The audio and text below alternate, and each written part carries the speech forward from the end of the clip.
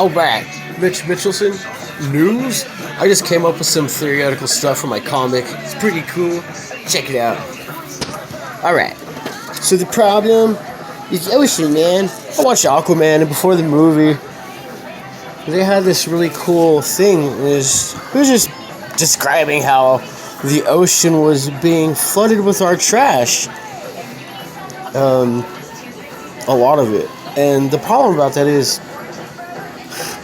all of the trash, they're wanting to let us know we're being overpopulated. So what they're trying to do is bury plastic in the Mariana Trench. And there's a big problem I just discovered with that. Ocean plastic breaks down into microscopic fiber, and it's actually killing off marine life. The water is so full of plastic, it's killing our marine life. They find like 20% plastic in our wells and stuff. It breaks down into little bitty fibers you can't see, and it's in the water. It's part of the water.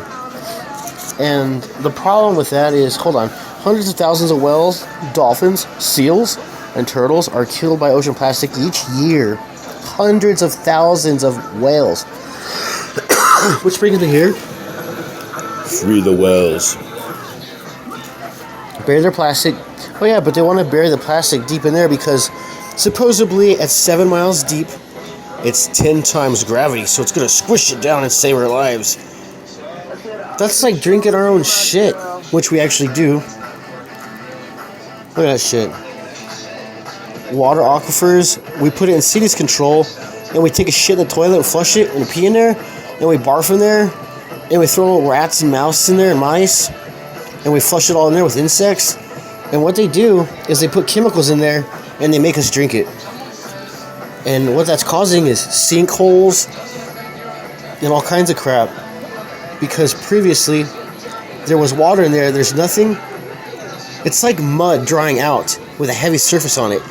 It's going to cave in. That's where sinkholes theoretically come from. Especially with fossil fuels, the same shit. Problems with fossil fuels on my comic book man guessing game is pollution of ocean month. Oh, hold on.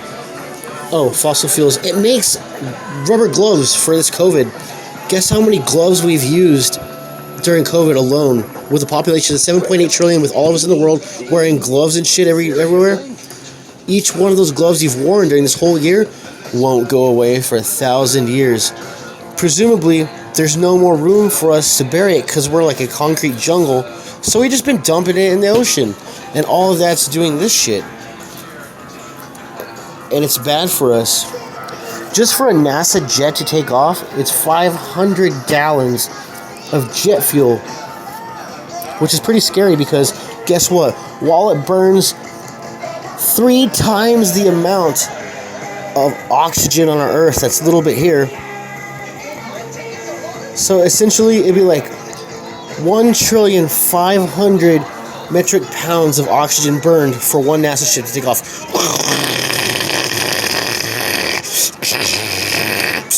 Yeah, that's just poisoning us because it says, although carbon monoxide isn't denser than oxygen, it doesn't just go up to the ceiling.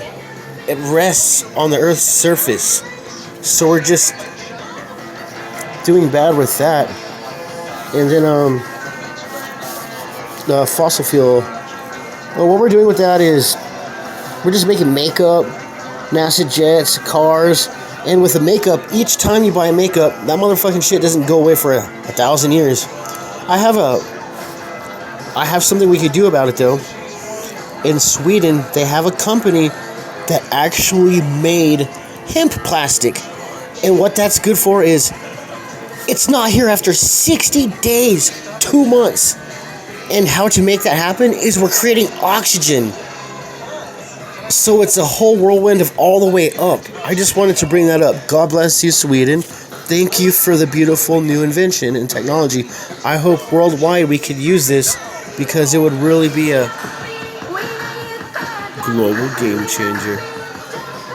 I just wanted to reference, save the children, save the chids. God bless you all.